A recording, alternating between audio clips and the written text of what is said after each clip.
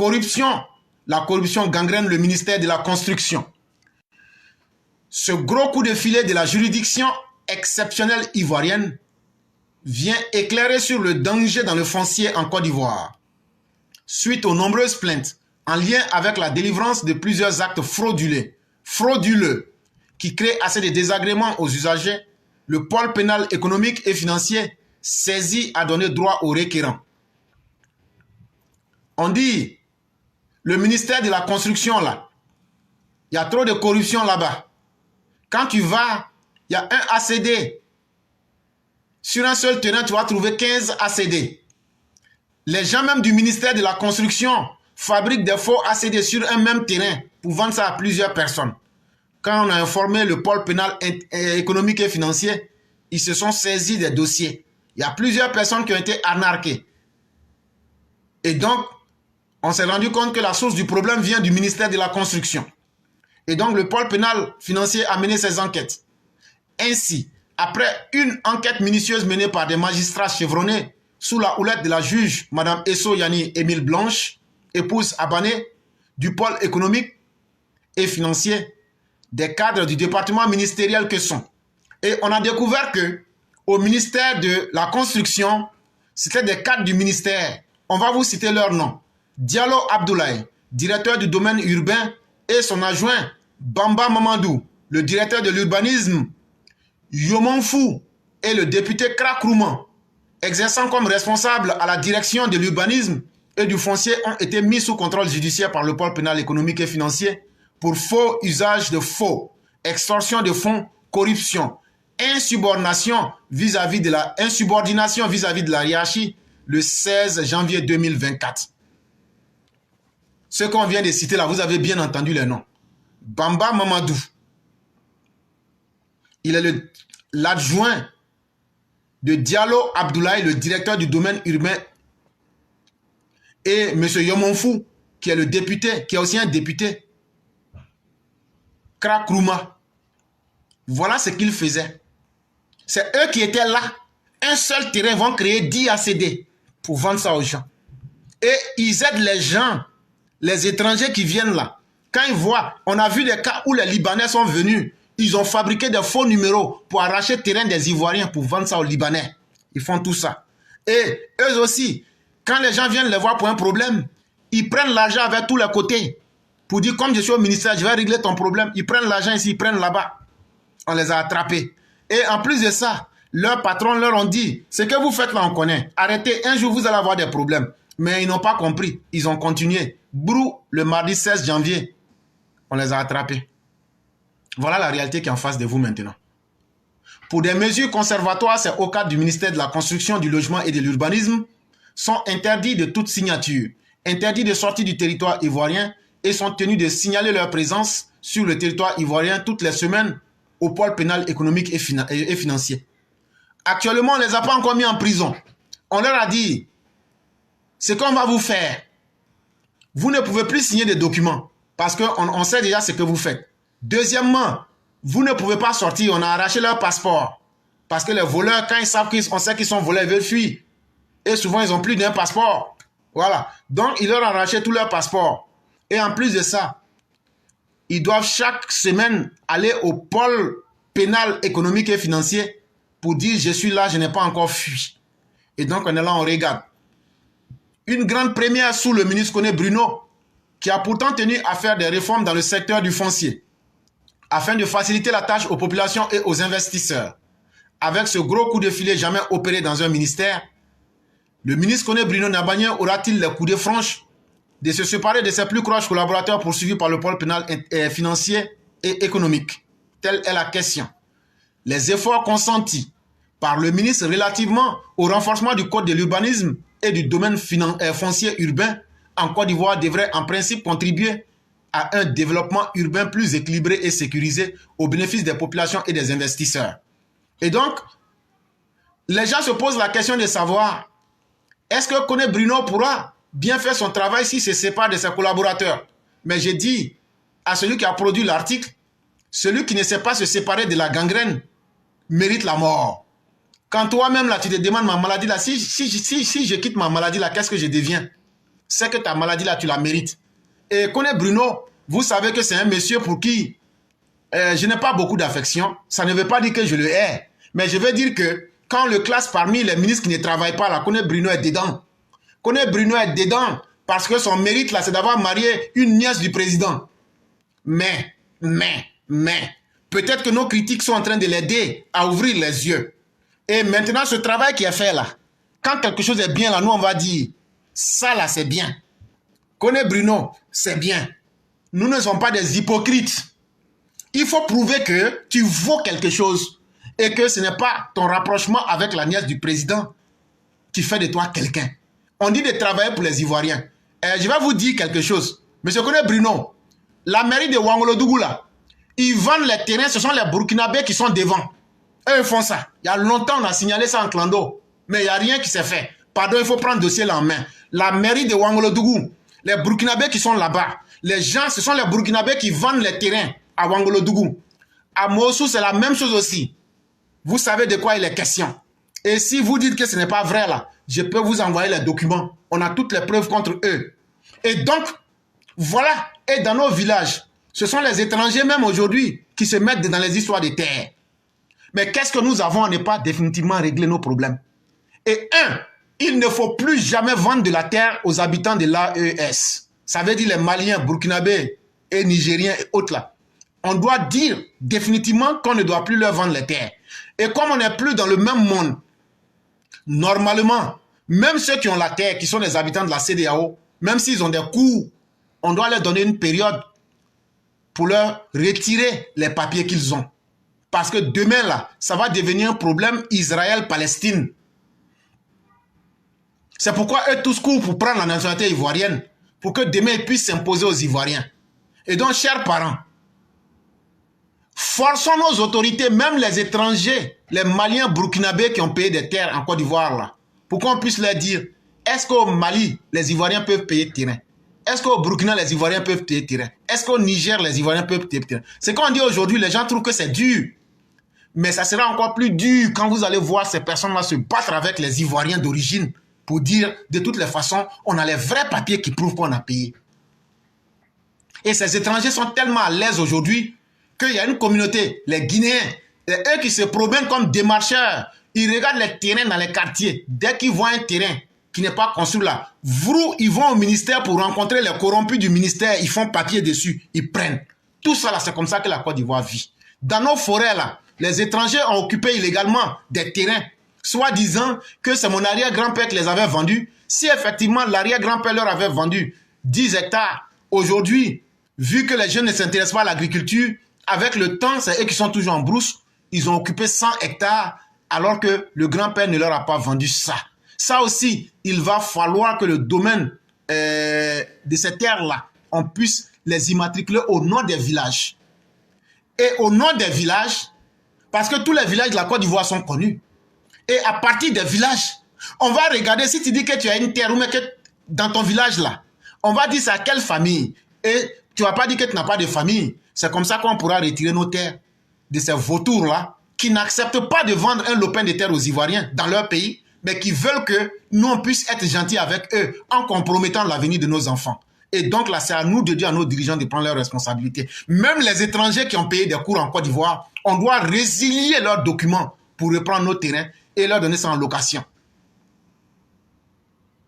Les efforts consentis par le ministre relativement au renforcement du code de l'urbanisme et du domaine foncier urbain en Côte d'Ivoire devraient en principe contribuer au développement urbain plus équilibré, sécurisé au bénéfice des populations et des investisseurs. Malheureusement, toute cette volonté du ministre Bruno se heurte à un mur d'acier par la volonté de certains de ses plus proches collaborateurs qui ont décidé de ramer à contre-courant comme des saumons. Vous savez, il y a un poisson dans l'eau là. On appelle ça le saumon. Quand tu vois, la chair est rose. C'est un poisson aussi qui est doux. Et ce poisson-là, lui ne va jamais dans la direction de l'eau. Quand l'eau descend là, lui monte. Quand tu es entouré par des crabes, tu as le choix de t'en débarrasser. C'est pourquoi tu es le manager, tu es le ministre. Prends des gens qui peuvent te donner des résultats. Prends des gens qui peuvent t'appuyer pour que tu deviennes un ministre capable dans la République. C'est une question qui est simple, c'est une volonté. notamment la délivrance des ACD, des prénotations et des ZAD, les zones d'aménagement déférées, pour un même site qui bénéficie déjà d'un ACD, par la direction du domaine urbain, un département incontournable dans le processus d'acquisition des documents liés au foncier en Côte d'Ivoire, une attitude qui porte préjudice aux propriétaires terriens et aux opérateurs économiques. Le pôle pénal économique et financier est une juridiction correctionnelle de premier degré spécialisée en matière de délinquance économique et financière. Et donc ceux qui ne le savent pas, le pôle pénal, là, leur spécialité, c'est de poursuivre et de traquer les délinquants financiers. Il a fait son cheval de bataille. La répression contre la corruption, les infractions assimilées, les blanchiments des capitaux, les financements du terrorisme et des infractions financières. Et donc, c'est une institution qui lutte contre la corruption, contre les blanchiments d'argent, ceux qui vendent drogue et puis qui disent qu'ils ont blancherie comme les Libanais là, avec les géreuses de Busy qui gagnent 50 millions par jour. Elles donnent les enfants des autres dans les villas meublées, l'argent de prostitution là. Elle dit non, non, non, je vends sac. Tu sais, c'est de toi que je parle. Toi là même là, c'est de toi que je parle. Tu sais, ton nom commence par E et ça se termine par L. Tu m'énerves. Tu es une anti-modèle. Tu es femme démon. Tu vas mourir et tu finiras en enfer. Suppôt du Satan. Femme de Belzébuth. C'est ce que tu es. Belzébuth, lui, c'est un démon, il a des cornes. Et donc, on attend de voir jusqu'où cette situation-là va partir. C'est un dossier à suivre sur le barème que ce cartel a mis en place au ministère de la Construction, soumis à tous les requérants. Et ce cartel-là était tellement puissant que personne n'a échappé à leur corruption. Personne n'a échappé à leur voracité. Et si ces personnes-là ne payent pas les conséquences, si elles ne les subissent pas dans leur corps et dans leurs finances, en ce moment, il faut donc désespérer de la Côte d'Ivoire. Ils doivent payer en dehors des droits officiels. Les gens doivent payer. Ces gens-là, dans le cartel du ministère, avaient même mis des circuits parallèles en place où, même quand tu as tout payé là, eux, ce qu'ils t'imposent de payer, tu vas payer. Sinon, après, même quand tes documents sortent, ils bloquent. Et donc, monsieur le ministre, si d'aventure vous n'étiez pas informé, maintenant vous êtes informé. Et comme on a déjà vu un premier pas de votre côté, c'est comme ça que Alassane Ouattara souffre. De la même manière que tu dis, voilà, j'ai envie de travailler, mais je suis face à un mur d'acier là. C'est ça, les cadres voleurs du RHDP font subir à Alassane Ouattara. L'indice de la corruption, Alassane Ouattara lutte. Comment quelqu'un, même tu attrapes tes propres enfants, tu fais tout pour donner des leçons. Mais chaque jour, on voit des nouveaux voleurs qui sont des cadres du RHDP. Et ce qui m'énerve en plus, je ne comprends pas pourquoi le RHDP lui-même, il a honte d'arrêter les autres criminels du PDCI, du PPACI et autres. C'est ça même encore qui m'énerve dans l'affaire. Et donc, à bon entendeur, salut. On vous a déjà présenté ce que nous pouvions. Bon courage à tous. En tout cas, le président a fait sa part. Il n'est pas Sandokan pour dire que lui seul, il peut changer le monde. Il a mis tout en place. Mais si on n'a pas des gens de bonne volonté qui veulent l'appuyer et l'accompagner dans sa politique, Alassane Ouattara, c'est le meilleur. Mais Alassane Ouattara ne sera le meilleur que quand chacun de nous aura fait comme Alassane Ouattara le fait. Si chacun copie son modèle là, dans son domaine là, on verra que les choses iraient mieux et il y aura beaucoup d'Alassane Ouattara. Il y a 100 milliards qui ont été détournés au ministère de la Construction. Et le procureur nous a donné les détails. On va parler un peu de ça. Le procureur de la République, près du pôle pénal économique et financier, vient de publier un communiqué détaillant les tenants et les aboutissants de cette affaire, tout en mettant en garde contre la diffusion d'informations non vérifiées. Donc le procureur de la République, il est sorti pour informer les gens que les gens dont on vous a parlé hier, qui ont été renvoyés au ministère de la Construction, sinon tout au moins mis à pied, qu'il y a beaucoup aussi qui sortent pour venir dire des choses qui ne sont pas vérifiées. Quand tu ne maîtrises pas quelque chose, il ne faut pas venir dire des choses qui ne sont pas vraies. Parce que demain, quand on va t'appeler pour dire d'expliquer là, tu n'auras pas les preuves. Et donc, le procureur est sorti pour dire ceci. Depuis quelques jours, les réseaux sociaux et la presse bruissent d'allégations sur un prétendu cartel au sein du ministère de la Construction et de l'Urbanisme accusé d'avoir détourné plus de 100 milliards de francs CFA. Les détails de cette affaire ont été révélés par le procureur de la République, près du pôle pénal économique et financier dans un communiqué publié le 1er février 2024. Et donc, le procureur a fait un communiqué le 1er février 2024, puisque lui dit que les gens disent beaucoup de choses. Il y a du vrai, il y a du faux dedans. Mais en même temps, ce que lui va dire là, ça au moins, on peut considérer ça comme la vérité. Et donc, voici ce que son communiqué qu'il a publié le 1er février 2024 disait. S'il confirme que 4 responsables du ministère ont été épinglés, placés sous contrôle judiciaire et vu leur passeport leur être retiré, le procureur souligne cependant qu'à ce stade, aucune décision de condamnation n'est intervenue, que la procédure est au stade de l'information judiciaire et que la présomption d'innocence doit être respectée. Il dit dans le communiqué, comme je vous disais hier, ils ont été placés sous contrôle judiciaire. Ça veut dire quoi? Ça veut dire qu'ils ne sont pas en prison. Mais, chaque semaine, ils doivent aller se présenter au lieu que vous connaissez pour dire on est encore là. Et en plus de cela, ils doivent être à la disposition de la justice à n'importe quel moment. Si on a besoin d'eux pour leur poser des questions ou bien pour aller vérifier quelque chose, 24 heures sur 24, on peut les joindre et pour les besoins de l'enquête, procéder. Je vous le disais ici hier, leurs passeports leur ont été retirés. Et donc, en plus de cela, ils ne peuvent plus signer des documents. Mais cela ne veut pas dire aussi qu'ils ont été condamnés. Et la condamnation ne va intervenir qu'après qu'un procès ou une enquête bien menée va situer les responsabilités. Et donc peut-être que il y a ce que l'on peut penser, mais il y a aussi ce qui est la vérité. Peut-être même qu'on va attraper d'autres personnes qu'on ne soupçonnait pas. Et donc, on ne peut pas faire un travail dans le vide et accuser tout le monde. Donc, eux vont prendre leur temps pour aller petit à petit, pour attraper tous les marmailleurs. Et donc, actuellement, tout ce qu'on prend là, on va situer les responsabilités. Et en fonction du degré d'implication, on va dire à chacun, voilà ce que les uns et les autres auraient fait. Donc, il y a des gens peut-être qui ont été pris aujourd'hui. Il se peut qu'ils soient innocentés. Comme il y a des gens qui n'ont pas encore été pris, mais qui seront accusés. Et donc, ce n'est qu'une phase préliminaire. Au fur et à mesure, on aura d'autres détails. Selon le communiqué officiel du procureur, le déclenchement de cette affaire remonte au 28 mars 2023, lorsque des membres de la communauté villageoise délocatée, ou même, je ne sais pas si c'est élocaté ou même élocate, ont déposé une plainte au parquet.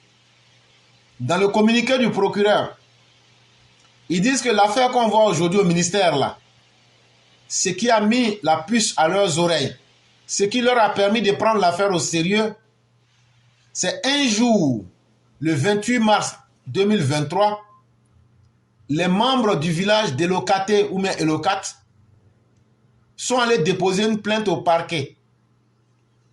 Ils ont accusé les responsables du ministère de la Construction de faux et usage de faux en écriture publique, révélant une tentative de spoliation de droits coutumiers sur une parcelle de 490 hectares, 28 acres et 57 sentières situés dans le village. Les villageois sont allés se plaindre au nom de leur village. Ils disent que le ministère de la Construction les a marmaillés. On dit, affaire la lourde. Ce que vous dites là, c'est lourd. Ils disent oui, c'est le ministère de la Construction même qui nous a marmaillés. On dit, vous ont marmaillé sur quoi? Ils disent, les villageois là, ils disent, ils nous ont marmaillé On avait 490 hectares, 28 acres. Si vous voulez, on n'a qu'à abréger. Non, on ne connaît pas acre, non, on ne connaît pas centière. Nous, 491 hectares. On n'a qu'à prendre ça comme ça. Il dit, les gens du ministère, là, quand on est allé là, les papiers qu'on a déposés là, ils ont falsifié les papiers là. C'est ce qu'on appelle en français faux usage et faux. Usage de faux en écriture publique. Quand on dit écriture publique, ça ne veut pas dire tout le monde vient écrire. Ça veut dire une seule personne, quand elle met sa signature sur un document là, comme le gouvernement reconnaît le papier là, donc là, ça engage tout le monde. Donc si une seule personne signe là, c'est une écriture publique. Donc les gens qui ont accès à ça, c'est pas n'importe qui. Celui qui signe ton certificat de nationalité là, sinon certificat de nationalité, tu peux aller prendre sa vierge, c'est pas important. Mais une fois que quelqu'un signe là, ça devient une écriture publique. C'est pourquoi toi qui es là, là, ah non, je suis en train de faire un entraînement de ma signature. Tu signes ta signature et puis tu jettes. Le jour que les brouteurs vont envoyer ça là, ils vont prendre ta signature pour mettre ça sur un document officiel. Et on va t'attraper. C'est une manière de dire la chose. Et donc, les gens délocataires disent qu'il y a des gens au ministère là-bas là. Eux là, les 490 hectares, 28 acres et 56 centières de notre village là, ils ont falsifié les documents là pour produire des faux documents à partir du ministère même. Les plaignants ont signalé l'émission d'arrêtés de concession définitive au profit de diverses personnes physiques et morales basées sur des attestations de propriété coutumière obtenues frauduleusement. Les villageois disent, la manière par laquelle on a perdu notre terrain là, c'est qu'on a vu des gens avec ACD, ils viennent s'arrêter là, et puis ils disent, voilà mon ACD, voilà mon ACD, voilà mon ACD.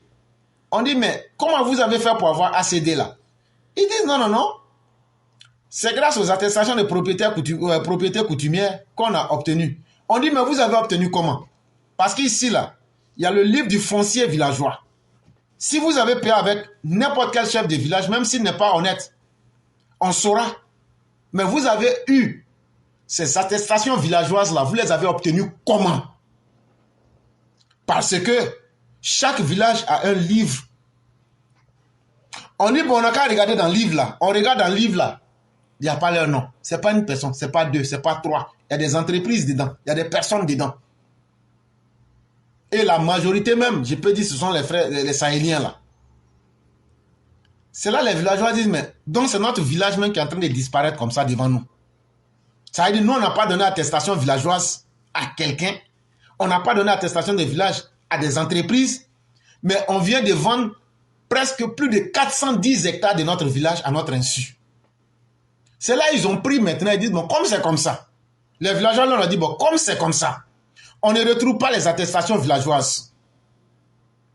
Dans notre livre qui est avec nous ici, il n'y a pas de problème.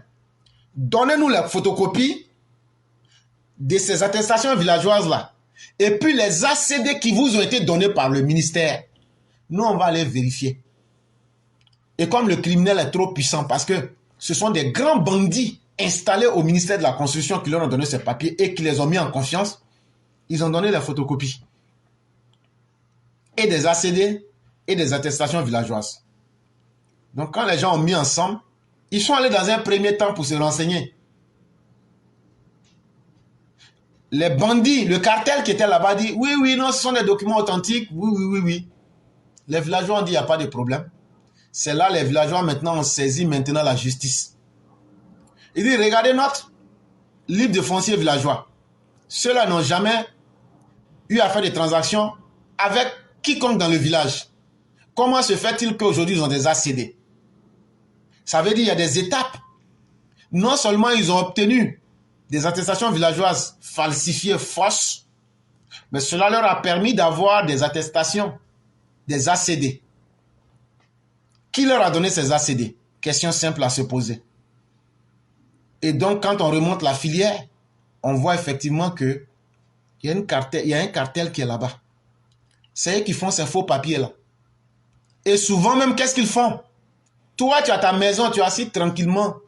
Tu as tes vrais papiers, hein?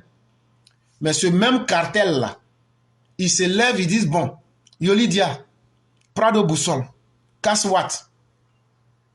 Il n'y a pas de problème. Voyez-vous ce que je vais faire? Comment toi, tu ne veux pas terrain? Ok. Ah, en tout cas, moi, je vais terrain. Moi, je vais terrain. Moi, depuis que je dis Burkina Faso, je vais devenir ivoirien. Et donc, il me faut un terrain. Mamadou, de Bamako. Oui, mon frère, moi, je veux un terrain. Il disait, mon ami, Côte d'Ivoire, là, c'est trop doux. Moi, je vais rester en Côte d'Ivoire. Tu peux pas avoir un terrain pour moi? Il rit comme des hyènes, des idiots. C'est eux là. Les Philippe Simon là. Moi, je viens du Cameroun et je pensais que la Côte d'Ivoire, ils sont pas suffisamment intelligents. Donc, on va en profiter pour avoir leur terrain. Donc, quand on va maintenir des conflits entre eux là-bas, ça va bien se passer. Et moi, j'aurai des terrains aussi. C'est pourquoi je parle avec les chefs des villages pour qu'il y ait la conflit. Ils comprennent pas, frère, la conflit. Et quand ça va se mélanger, j'aurai pour moi là-dedans. Ok, il n'y a pas de problème. Et Kao, Diallo, Guinée, faut pas fâcher. Hein. Ça ressemble à nom de quelqu'un d'autre, mais c'est pas la même chose. C'est pas même. La libre circulation, c'est une très bonne chose. Ah oui, la libre circulation. On aurait pu spéculer là-dessus, philosopher même là-dessus. La libre circulation. Comme de la monnaie, caca circule dans le ventre. Ça passe en bas pour entrer dans le cerveau, pour sortir par les narines. C'est ça la libre circulation. Mais on laisse tomber. On prend les terrains de nos papas, de nos mamans, de nos parents. On vend ça à ces personnes-là. Demain, ces personnes viennent avec ces papiers qui sont authentifiés par le cartel du ministère de la Construction. Ça veut dire que légalement parlant, ces personnes ont la propriété des villages, de nos villages. Et ce qui est arrivé à Elokate peut arriver à chacun des villages de la Côte d'Ivoire. Ça veut dire que votre village sera vendu à votre insu. Voilà ce qui est en train de se passer. Et l'affaire était tellement choquante que ça ne pouvait pas rester sans suite. C'est là maintenant que le procureur a ordonné une enquête de la direction de la police économique et financière. Je connais bien cette police-là. Quand je vais à Abidjan, même, je vais là-bas souvent. Et donc, le procureur a demandé à la police économique de faire des enquêtes. Et cette même police-là, si elle regarde du côté de Trècheville, il y a beaucoup de blanchiment. Ce n'est pas la première fois que je le dis. Du blanchiment d'argent. Mais l'argent sale de Soro est blanchi à Abidjan dans les nouvelles constructions que vous voyez à partir de Makori, Trècheville. Ce n'est pas la première fois que je dis ça. Il suffit simplement d'ouvrir les yeux et vous comprendrez de quoi il est question. Mais ce n'est pas ça l'objet du sujet du jour. Revenons au problème de terre qui nous intéresse. Éclaireur, il ne faut pas te disperser. Pourquoi tu es distrait comme ça? Tu es distrait, on dirait un Sahélien. Hein? Pourquoi tu es distrait? Tu as le nez coulant ou bien tu es devenu lamentin baveux? Calme-toi mon frère et puis reste dans ton sujet. Il ne faut pas être hors sujet comme ceux qui veulent sortir de la CEDEAO.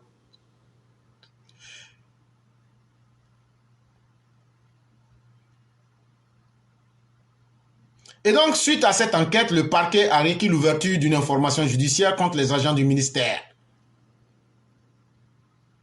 Et donc, quand l'enquête sera lancée, il y a 4 noms qui reviennent. Il y a 4 noms qui reviennent.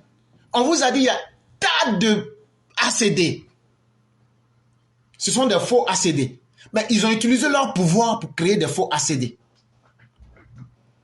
Bamba Daouda, Diallo Abdoulaye, Krakouma, Hubert Kadjo, Yomafou. Voilà les 4 noms qui ressortent.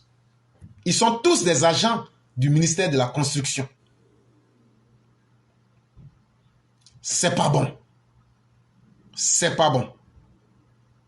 Les inculpations portent sur des chefs d'accusation graves, tels que faux et usage de faux commis dans des documents administratifs, escroquerie portant sur la somme de 100 milliards de francs CFA et blanchiment des capitaux.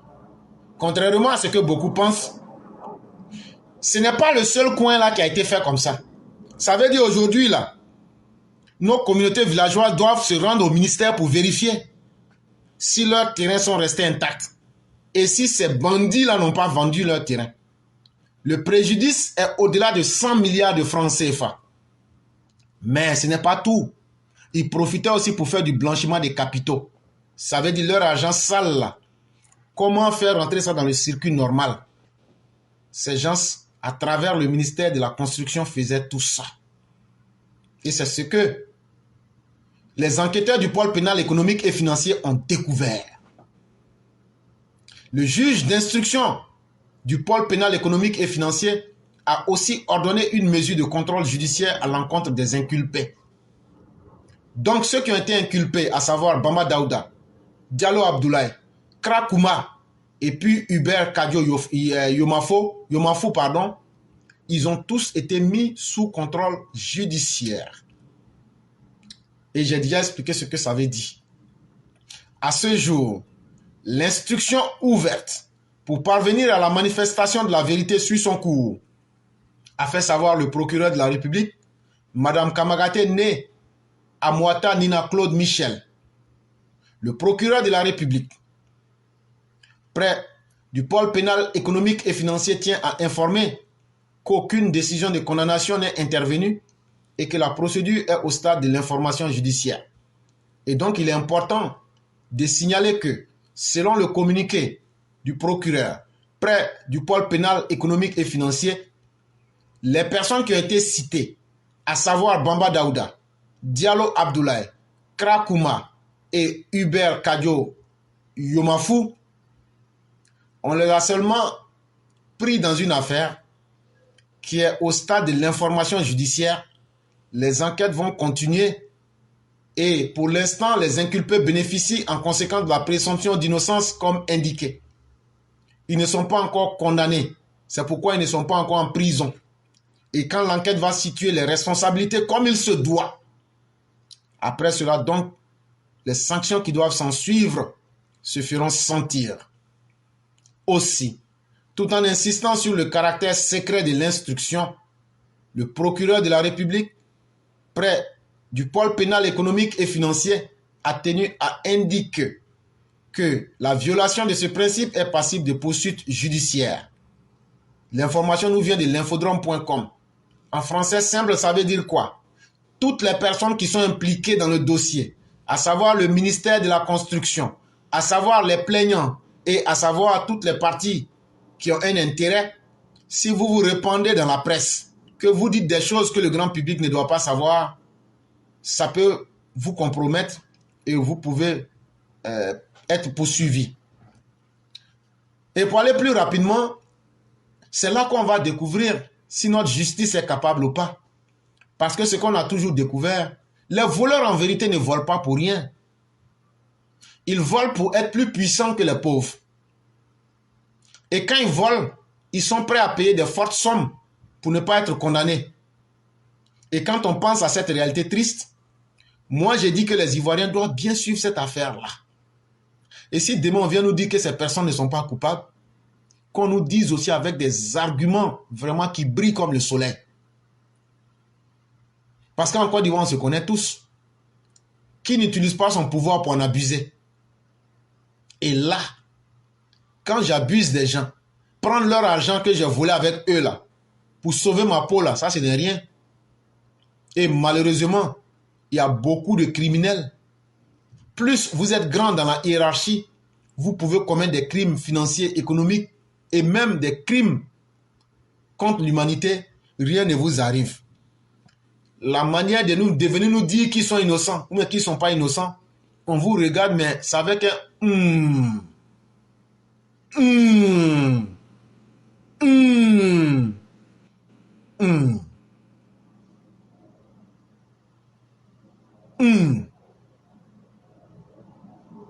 J'espère que vous avez compris ce que j'ai dit.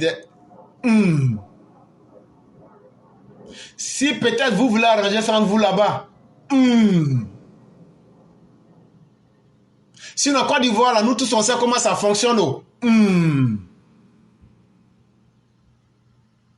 Si vous voulez vous protéger entre vous là-bas, mais Dieu nous voit tous. Le pauvre a toujours tort. Est-ce qu'un jour, on ne se réveillera pas et nos villages seront vendus tous? Parce qu'il y a des fonctionnaires véreux qui ont décidé de faire plaisir aux étrangers. En tout cas, moi, je n'ai rien dit. J'ai dit simplement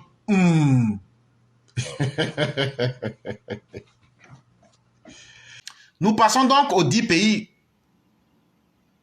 les plus et les moins corrompus d'Afrique en 2023. Et donc, l'organisation Transparency International a fait sortir son rapport. On va vous dire les 10 pays les plus corrompus de l'Afrique en 2023 et les 10 pays les moins corrompus de l'Afrique. L'ONG Transparency vient de publier son rapport annuel 2023 sur l'état de la corruption dans le monde. Les pays africains sont globalement très mal classés dans l'indice de la perception de la corruption dans le monde. Un seul pays africain figure dans le top 20 des pays et territoires où la corruption est la plus faible devant les États-Unis et dans un classement comptant 180 pays et territoires. Chaque année, là, les grandes institutions, là, on compare les pays dans tous les domaines. Que ce soit le domaine militaire, que ce soit le domaine sportif, que ce soit le domaine de la corruption et même le domaine de la santé. Donc, dans le domaine de la corruption, là, il y a une organisation internationale qu'on appelle Transparency International. C'est une ONG allemande. Et elle produit des rapports qu'on appelle l'indice de perception de la corruption. On appelle ça IPC en abrégé. Et quand ils produisent ça, il y a 180 pays qui acceptent, sur les 190 pays du monde, d'être dans la course. Toi-même, quand tu dis que tu n'es pas dedans là, c'est que tu sais que ce n'est pas bon. Mais ceux qui acceptent d'être dans la compétition, on les classe. Qui sont les pays les plus corrompus? Et qui sont les pays les moins corrompus? En 2023, là, sur les 20 pays les moins corrompus du monde, il n'y a qu'un seul pays africain. La corruption dans le monde ne recule pas. Bien au contraire, elle prospère partout.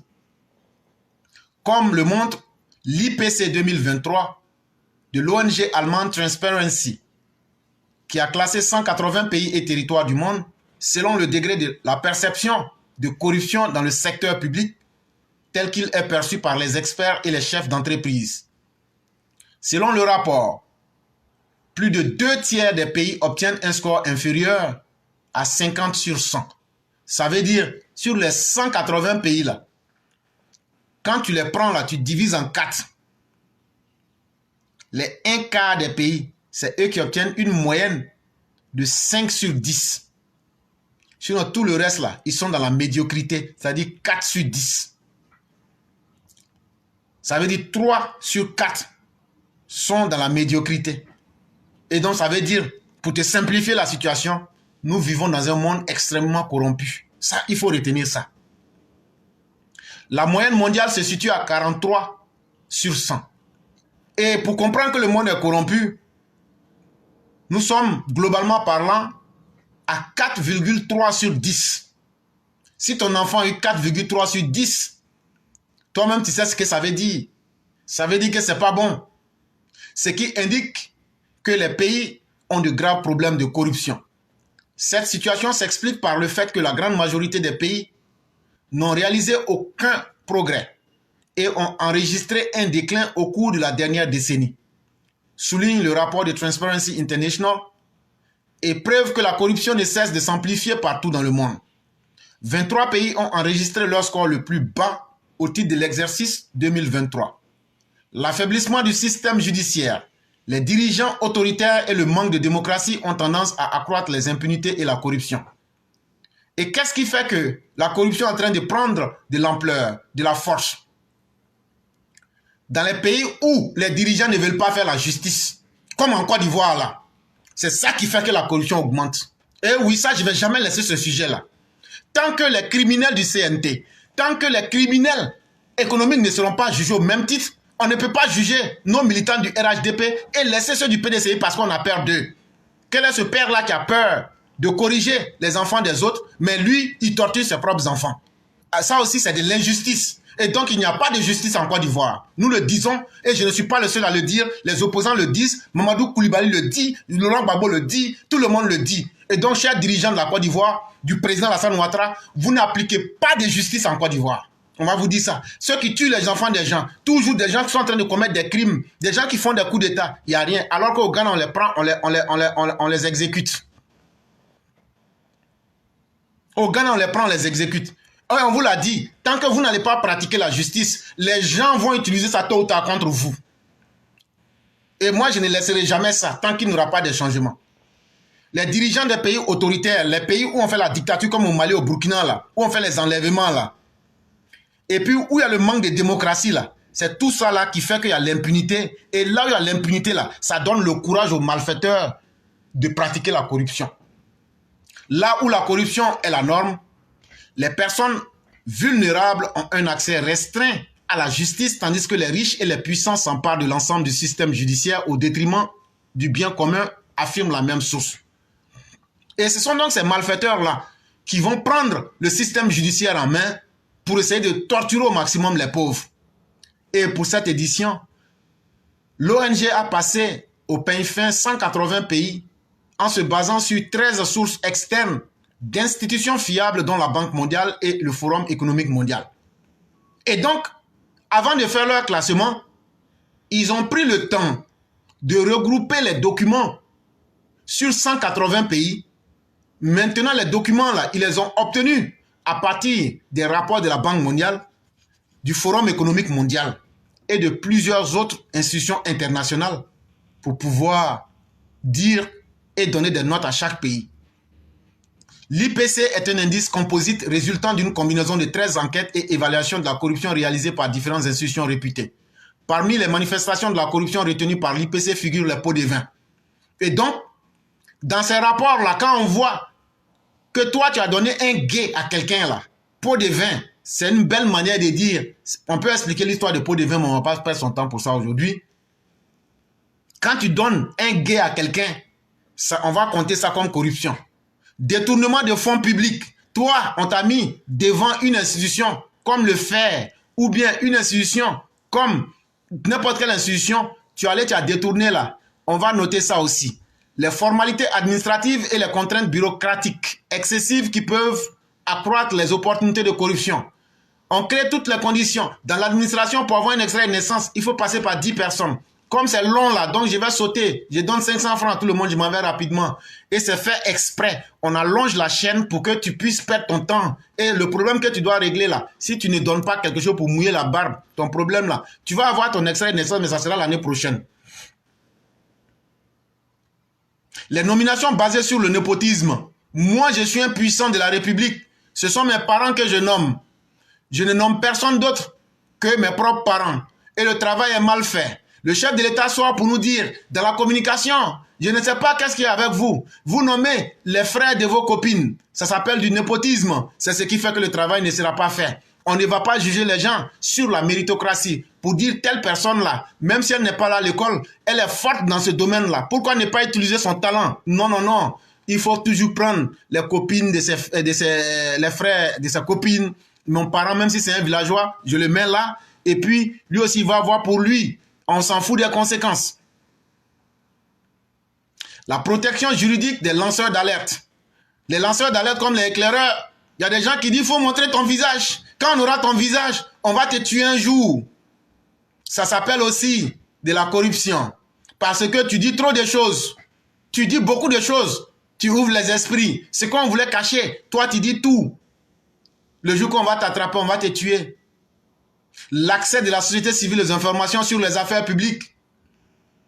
Mais aussi ce que l'article ne dit pas. quand la société civile elle-même aussi se transforme en relais des opposants et des malfaiteurs comme Pulcherie Ballet, c'est aussi de la corruption morale et qui a des conséquences néfastes et désastreuses dans nos pays. Pour établir son classement annuel des pays les plus corrompus et des pays les moins corrompus du monde, Transparency attribue des notes allant de 0 à 100. Et donc, les pays où la corruption est le plus élevée peuvent avoir 0 sur 100. Et plus votre note est élevée, et mieux vous êtes coté. Et ce sont les pays du continent européen, notamment les pays nordiques, qui sont les mieux classés dans ce rapport, avec 8 pays dans le top 10 mondial. On dit sur la planète Terre, là, ce sont les pays de l'Europe du Nord. Sur les 10 premiers pays, les mieux notés dans le monde, tu retrouves 10 en Europe du Nord. Le pays le moins corrompu du monde est une fois encore le Danemark, avec un score de 90 sur 100. Le pays le moins corrompu du monde, ça veut dire le pays où il n'y a presque pas de corruption, là, s'appelle Danemark. Ils ont une note de 9 sur 10. Après le Danemark vient la Finlande.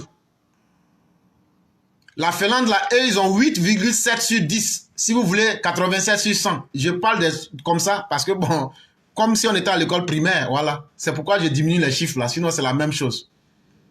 Après vient, troisième pays, le moins corrompu du monde, c'est la Nouvelle-Zélande.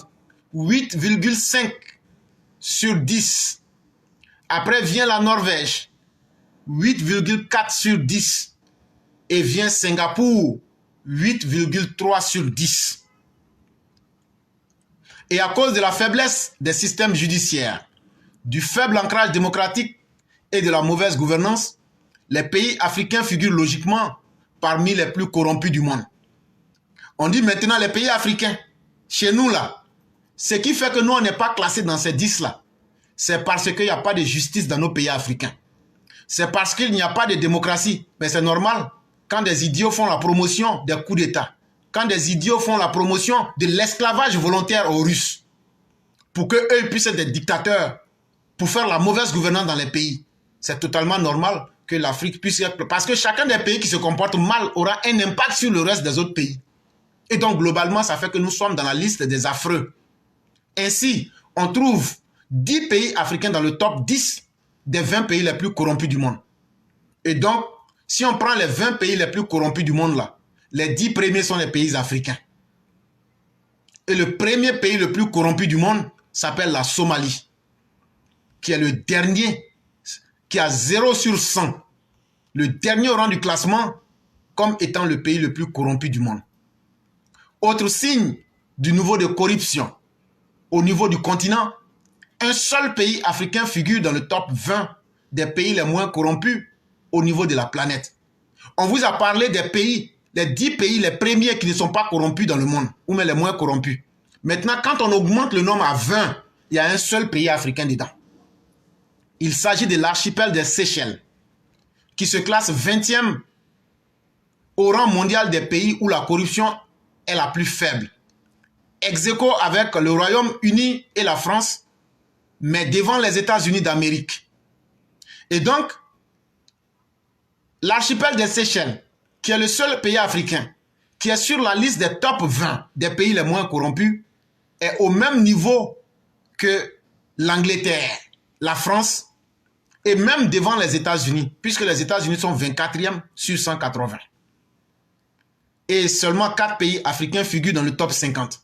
Mais quand on augmente encore le nombre des pays les moins corrompus, et qu'on augmente le nombre à 50, on trouve seulement 4 pays sur 50.